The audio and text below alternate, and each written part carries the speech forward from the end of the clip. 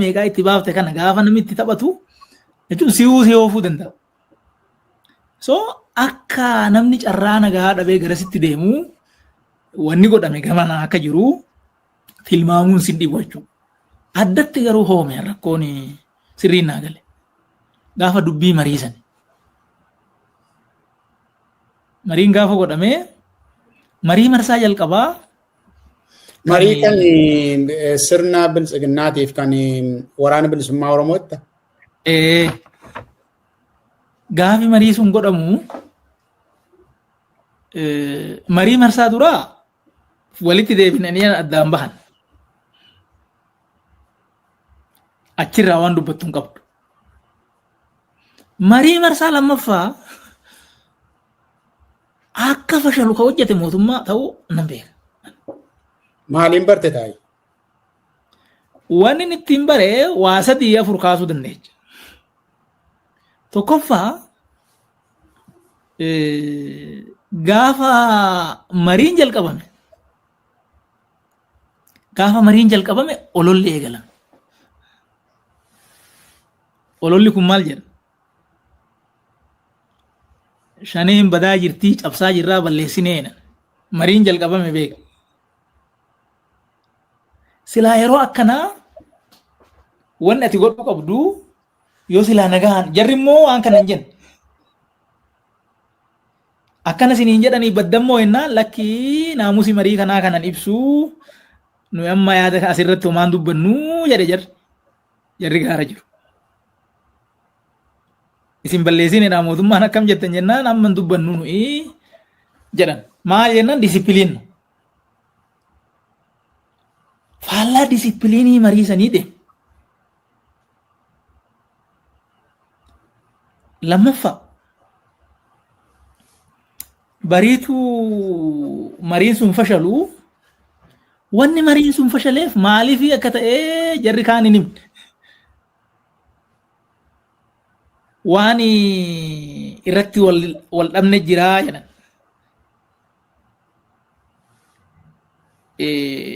Individually nama dhuunfaan ko'oopti nu godhuu malee akka silaa wannootitti hin mari'anne jennaan marii san didanii jedhan tanu. Jarri immoo maal jedhe? Gaafii erga deebi'ee bubbulee jarri kaasnaanii walii galuun dadhabamee jedhan. Wanni immoo allakkaa'ee beeku gaafiin duraan deebi'ee badee jira. Gaafiin diinagdee, gaafiin lafaa anammaa wargitu kana beenyaa malee irraa si buqqisan. Hin jiru gaafiin lafaa. Kan amma baaleetti argitu kana, ka booranatti argine kana. Diida yaaballootti. Irraa buqqisee si balleessee sumunii odoo sitti hin kennin deemisiin jedhe ka kooriidariin godhamaa jiru kan. Qabeenya keetirratti abbaa miteeti. Tokko gaafiin gaafa 1960 ture tokko kana hin jiru. Ka biraa dimokiraasii. Dimokiraasii nama biraatitti dhiisiti anuu miseensi caffee miseensi paartii badhaadhinaa namni paartii kanatti gatii kaffalee gad dhaabe maayikii irra cufamee akkan dubbanne godhama. Bakka bu'aan uummata miliyoona 50. So dimokiraasiin hin jiru. Deebi'ee siin jedha garuu warri kun. Wanni eenyummaadhaan wal qabatu maaltu deebi'e? Gaafiin afaan eessa jira? Hin jiru. Oromoon akka Oromootitti kabaji isaa kaleessa warra irra wayi. Gachabe. Aadaan Oromoo kabajamaan sun ka safuu qabu sun eenyummaan Oromoo har'a reeffi harreetti fe'amee ganda keessa deema. Ana dargitu. So gaafiin eenyummaa, gaafiin aadaa, gaafiin maaltu deebi'e? Inumaa'uu Oromoo waan inni hin ta'in akka ta'u godhamuutti jira. So gaafiin eenyummaatu rakkoodha. Gaafiin qabeenyatu rakkoodha. Gaafiin dimokiraasiitu rakkoodha. An deebi'ee hin jiru. So gaafiin deebi'ee dhumee jira. Homaa wanni hanqate hin jiru jedhe jarri kun. Kana jechuun maal jechuudha? Egaa gaafiin deebi'ee Egaa gaafiin deebi'e wanni jechuun hin jiru qabsoon hin jiru jechuudha beeku. Akkanammoo jedhamu. Ameerikaa keessattuu gaafiin deebi'een dhumu asitti itti dhiisi. Inuma wal dorgomaa miti Dimokiraatii fi Riippaabilikaanii hin jira gaafiin deebi'ee dhumu hin jiru. So tokkoo kan biraa gaafa sanii warri gaara jiru argitee kutannoo nagaa saniitiif jecha namni riphee lolaa hoogganu kan mootummaan balleessuuf barbaadu nagaa sanii jecha qilleensa mootummaa keessatti xayyaara yaabbatee nagaan bahuu fi bahuu dhabuusaa odoo hin beekin bakka nageenya araaraa dubbii marii jedhan san deemu. Gama sanii kutannoo anatti argisiisa anatti loojikii dhabu. Haga har'aatitti nama akkana godhe dhaga'ee hin beeku. Maybe an Geetachoo fa'aa Saarqaan fa'aa akkamitti akka ta'e hin beeku. Akkamitti akka bahan. Of course isaan natsaa mareetii qabu, lafa wannoo qabu, guututti qilleensi bakka sanitti to'atamaa miti, lafas mootummaan wannoon qabu ta'uu danda'a. Kan biraa kan arfaffaa maali? Jarri kun mariin annan beeka. Eenyu wajjin marii didan? Nama ganaa isaanan garagarchee jedhee qawwee kaasetti dhiisate. Jaran hin jigdanii, hin kuftanii, hin kufnaa akkanatti hin ta'uu koota hin mari'annaa nama jedhu nama akka kiyyaafa. Kan intarestii biraan qabu. Garuu uummatuma kanaa waan tolu haa goonu. Aangoo keessanitti ani dharraatti na jemu. Akka kanatti deemuun garuu isiniif isin tolu uummannis immoo achi keessa miidhamu jira. Lakki gatteenyee mariidhaan sirreessinaa gaafan jedhee an gaafadhu. Namni waan kanaaf gurran kennin nama biraa nama qawwee itti kaasee wajjin genuinely mari'atee rakkoo furaa ka jedhu waan yaadamuu miti. So kanarraa ka'eeti namni dubbisan waraanni Oromiyaa keessaa akka hin dhaabbanne akka itti fufu akka ergaramni uummataa kun itti fufiinsaan deemu barbaadu namichuma kana. Of course amma namni milishaa gara gandaa hooggansa gara gadaan gaafa laaltu inni nu hirriiban qabu ofiifuu rakkoo irra jira. Gara siin sodaata yoo immoo waan kana lakkii ka jedhu ta'e waan nyaatu immoo hin qabu gamana ammoo gubbaarraa immoo hin sodaata. Akka daabboo difoosanii gubbaarraanis jalaanis rakkoo kee jira baay'ee. So warruma gubbaarra jiru nama muraasa kanatu addatti immoo namichumatu waan kana hoofa malee waraana Oromiyaa irraa namni biraa nama waan dhimma qabu natti hin fakkaatu namni biraa waan barbaadu se'u. Hayyee galatoomi taayi. Waan asi gaafachuuf malee tokko darbiteetu deebiftee waa'ee mariin nagaa maaliif gufate kan jedhu sana. Garuu baroota darban 6-7 keessatti waan nuyis atis namni hundumtuu Oromiyaa keessatti taajjabe tokko irratti yaada keessi gaafadha. Yeroo baay'ee lola jedhamu kana keessatti kan miidhamu lammiilee nagaadha taa'ii akkuma argite nama nagaatu ajjeefamaa, nama nagaatu manni irratti gubamaa, nama nagaatu buqqaafamaa. Baay'een isaa immoo kan dhageenyu ragaanis kan irratti bahe keessumatti amma waa'ee Gujii buqqa'iinsa Gujii irratti amnestiin naannoo Amaaraa keessaa godina tokko fudhate Gujii immoo Oromiyaa keessaa Gujii lixaaf bahaa fudhate kan qorannoodhaan qoratee satalaayitiidhaan suuraa satalaayitiitiin deggeree odeeffannoo keessoof alaa fayyadame kan inni maxxansiisee nu dubbisiise jiru 2020 irratti. Sirnumti kun loltuu bobbaasee akka inni uummata buqqisee jechuudha lafarraa. Warra Guduruutti Wallagga Bahaatti waan buqqa'iinsaa kana hin dubbannu. Namoonni balbala isaanii irratti ajjeefamu. Shaneedha jedhamaniitu ajjeefamu. Keessaa gaafa dhageessu ati keessaa gaafa dubbiftu hawwii paartii kanaa yookaan sirna kanaa yeroo argaa turtetti maali lammiilee nagaa kanaa fi gara laafina dhabuun ituu maanguddoon hin hafin dubartiin ituu hin hafin ijoolleen ituu hin hafin gara laafina dhabanii keessumatti Oromiyaa irratti waan akkasii hojjechuun kun maali lolli namni lola walitti ba'e loltuu walitti ba'e wal loluuni waan tokko sana maaf wal loltanii namni jedhu waan jiru natti hin fakkaatu. Lola gidduutti lolli taasifamuu yoo lammiilee nagaarra waan tokko ga'e gaari nama mana keessaa fuutee rashanuun nama karaarra deemu qabdee ajjeesuun hidhaadhaa fuutee nama ajjeesuun abbootii gadaa irra deddeebitee kaafteetta lafa isaan jiranitti marsanii qabanii rashanuun maali wanta akkasii taayee maal dubbifte ati paartii sana keessaa hawwii paartii sana keessa yeroo turte ilaalcha keessa sana ture maal argite taayee ati namuma nagaarratti xiyyeeffachuun kun maaliif?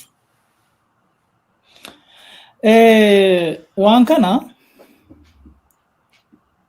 gaafi milikkita isaa agarre bubbulle.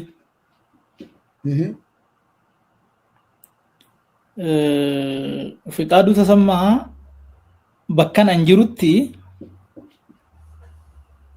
maatiin shanee haa hidhamuu gaafa san waajjira paartiitiin jira. Maatii shanee hidhaa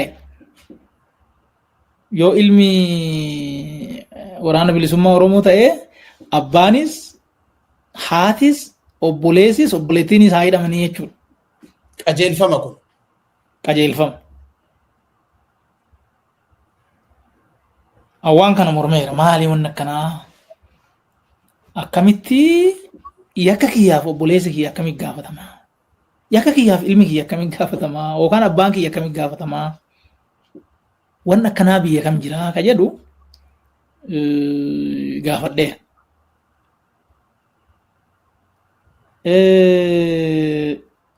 Bara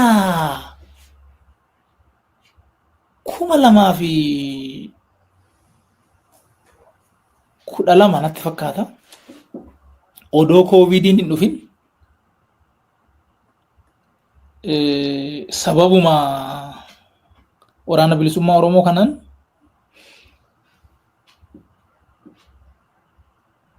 maatii jedhan kana odoo mana murtiin dhiyeessiin sanqalleetti nama lakkoofsi isaa guddaa gara nama 5,000-6,000 dhiyaatu.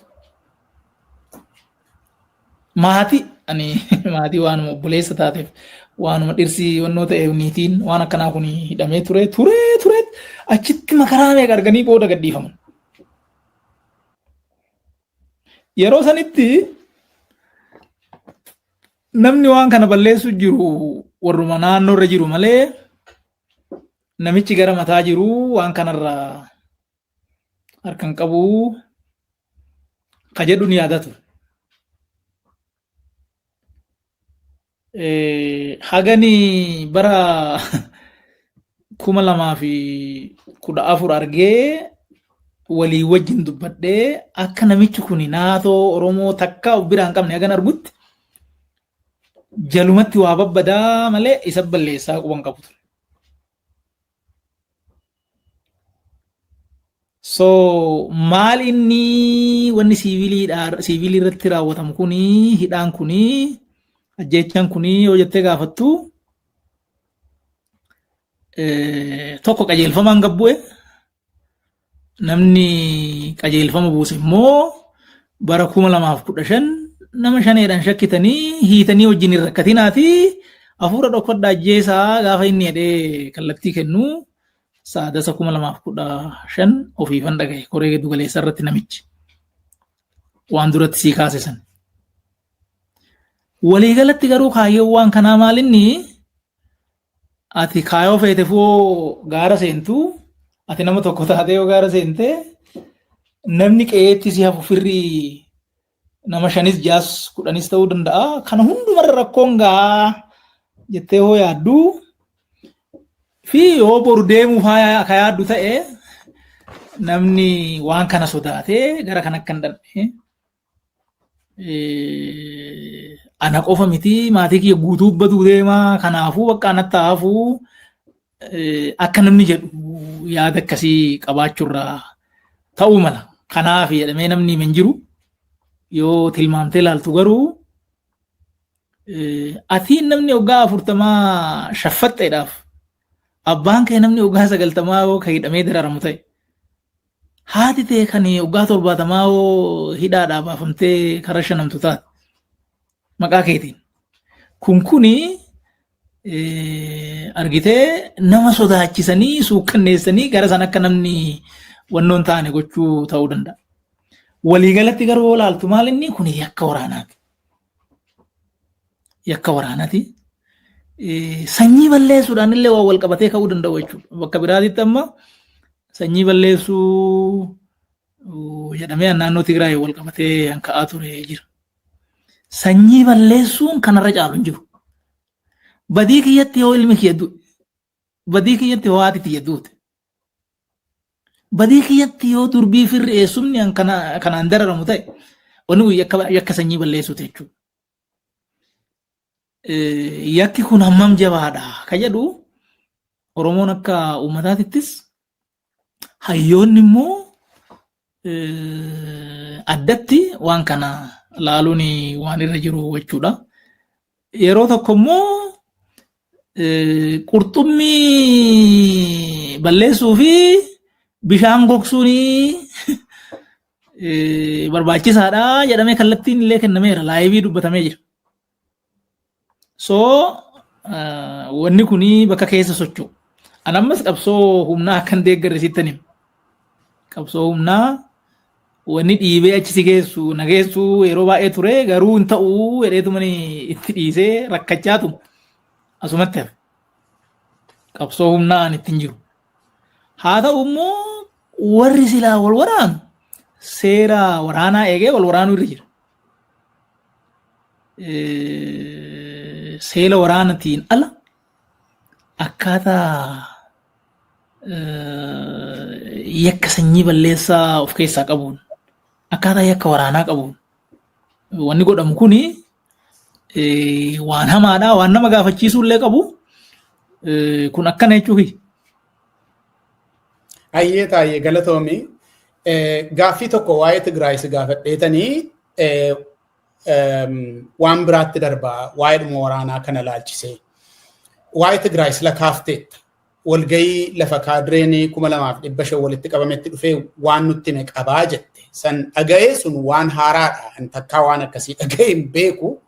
Miidiyaa irratti sin himamne achi keessas hin jirru waan ta'eef dhageenyee hin beeknu kuni wanta baay'ee nama dhibudha.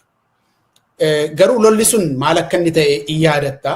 Akkaataa inni itti jalqabames keessa teessee keessoo sirna sanaa teessee argiteetta.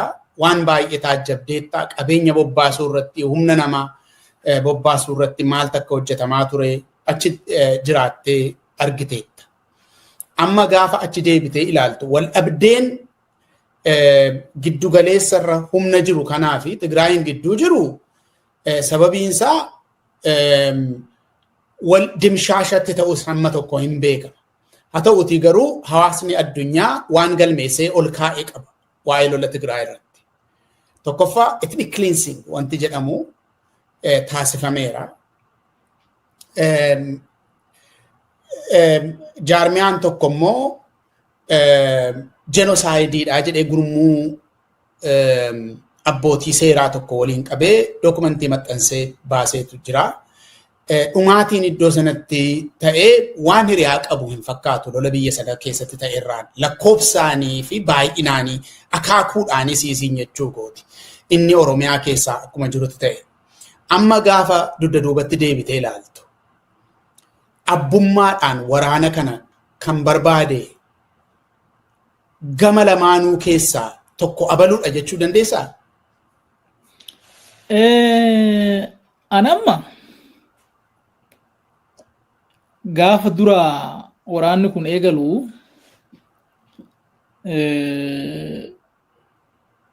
ajaji kaabaa waraana Itoophiyaa rukutamuun dhuguma. Waraanni kun immoo wanni inni achi dhaqeef uummatuma san eeguuf. Achumatti isuma eegattu.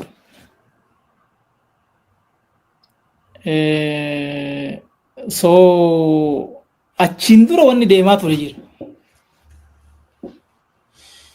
TPLFin meeshaan achi keessa akka sossoonee dhoowwa ture. Meeshaan waraanaa gurguddan.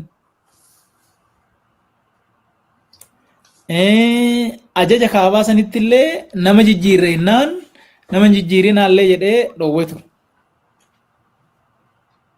Waan kan kana gaafa qabattee ilaaltu TPLFin yookaan Hiwaat waan hin malle waan gochaa ture hin argita. Maal jennaan waraana kan ajaju naannoo odoon ta'inii biyyata ajajaa yoo meeshaa sossoosuu barbaadeen sossoosaa yoo ajaja jijjiiruu barbaadeen jijjiiraa hin ta'uu ka jedhu suni akkasitti ilaala. So haga namichi dhufee waan kana nu godhe jedhutti yakka saniif abbaan TPLF. TPLFin biyya irratti yakka raawwatee jira. So yakka akkasii immoo gaafa humna waraanaa biyyaati irratti raawwatamee olaantummaan seeraa kabajamuu qaba. Han jedhu kuni anaaf sirruma jechuudha. Gaafa san. Waan kana nutu shiraan godhe gaafa jedhe booda egaa abbaan ana jedhe waan atuu gootu hin jiru jechuudha. Ana godhee garuu haga inni kana natti himutti ani abbaan TPLF fedheetuma namanee namichi seekkoo turee jedhamu tokkos waan kana daqiiqaa 45 keessatti rukunnee finnee an jedhu dubbatee ture. So san wajjii walitti qabdee TPLFitu waraanaan deebi'ee biyya kana qabachuudhaaf waan wannu jedhe san godhee isa godhe abbaan isaa ka jedhu yaadaa ture. Waraana kana immoo gaafa ka'u waraanni achi keessatti nama kileem gochuun dhabu, qabeenyi baduun dhabu, namni baduun dhabu. Wanni kun itti gaafatamaa guddaan TPLF mataa isaati ka jedhu yaadaa ture. Gaafa TPLF miti jedhee booda yaadu wanni an gaafadhe waa lama sadii jira. Tokko waraana saniin dura rukuttaa saniin dura waraanni fe'amee gara naannoo Tigraay deemaa ture. Hin seenne malee gara qarqaraa kana oluma sissiqaa ture. Ajjeechaan Wallagga lixaa aanaa tolee ganda toleeti moo maal inni Ganda tolee naannoo ganda tolee keessatti godhame sunis eenyu godhee akkamitti godhamee ganaa waan sila addan bahin sunummoo waan biraatiif booda kalaaltu. Nuyi gaafas akkatti hiikne qabna booda immoo akkatti ilaalamu mataa isaa qaba. Achi booda waraanni bakka ciisetti rukutame gaafa deebitee qalbiitti deebitee yaaddu gaafa sin aarta gaafa dura akka fe'eesaa ta'u difeendi godhuuf deemta. Booda garuu gaafa ciistee deebitee yaaddu waraanni bakka ciisetti waraaname jedhama. Tokkoffaa waraanni maaliif ciisayyu? Amma olaaltu jechuudha. Jechuun waraanni sila biyya iyyuu eegu akkamitti of eeguu dhiise ciisa. Ka biyya eeguuf achi jiru. Tokko jedhe. Lammaffaa TPLF sadarkaa kanatti gaafa inni of gurmeessee waan kana godhuu deemu TPLF hin goone jechaan jiru ammas. Gaafa inni waan kana gochuu deemu waajjirri tikaa maal eega? Akkamitti marrajaan takka ittiin dhabamtu? Tiki waraanaa maal eega? Kiliir adeella maal duuba deebitee gaafa laaltu. Hankana hundaa olii garuu maal? Warri waan kanarra ture gaafas.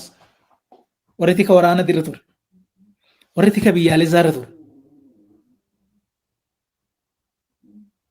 Maaliif ittiin gaafatamin yakkan mana ga'u kana maal maangoo gadhiisanii hin bahin oo gaafatamuu illee baatan. Argitee waraanni Israa'el gaafas warri gaafa Hamaas dhaqee rukute kan namni gaafas achirra ture riizaayin godhee bahee jira. Maaliif rakkina isaatiin wanni kun seenee hin jedhu jechuudha. So gaafa wanni kun ta'u namoonni gaafa san bakka silaa murteessa turan bakkuma jijjiiratan malee waan akka hin taane. Hundaa ol garuu namichi dhufee nu godhee wanni gooneef immoo kanaafi jara caasaa keessaa balleessuu fi jedhee ofii nutti hime bakka nama 2,500 taanee jirrutti. So kanaafuu amma abbaan isaa jennee lafa kaa'uu hin dandeenya jechuu kiyya. Gaaffii xumuraa waa'ee waraanaa irratti. Erga Abiy Ahmed dhufee waajjira muummicha ministeeraa seeneetii wanti biyya sana keessaa itti fufiinsaan raawwataa jiru propagandaan kan biraa ta'e itti fufiinsaan itti addan citiin kan raawwataa jiru waraana. Yeroo inni dhufee waraanatu ture. Oromiyaatti eegalee Tigraayitti darbee amma immoo Amaaraa amma immoo kan biraa immoo kajeelamaa jira. Taa'ee waraanniif Abiy waliif maaliif maali?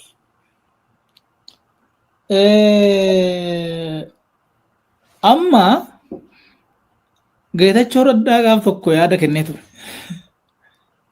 Gaafa gaara jiru jechuudha akka ammaa kana odoon ta'in. Namichi kun waraanaa ala jiraachuu hin danda'u. Waraanni kunillee oodhume bakka biraatti jalqabaa jedhe. Tigraay dhaabbannaan akkasuma Amaaraa seene. Amma immoo Eertiraa wajjinis wanni yaadamu jira. Piroojeektii guddaan inni qabu waraana. Waan kana akka taphaa fakkeessee gaaf tokko dubbatee ture. Biyya kana keessa dargaggeessa hojii hin qabne baay'ee jira. Waggaa 20 odoo waraana addaan hin kutin itti fufiinsaan geggeessuun hin danda'ama jedhee ture. I think waanuma san raawwachaa jira natti fakkaata. Namichi kun waraanni amma dhiyoo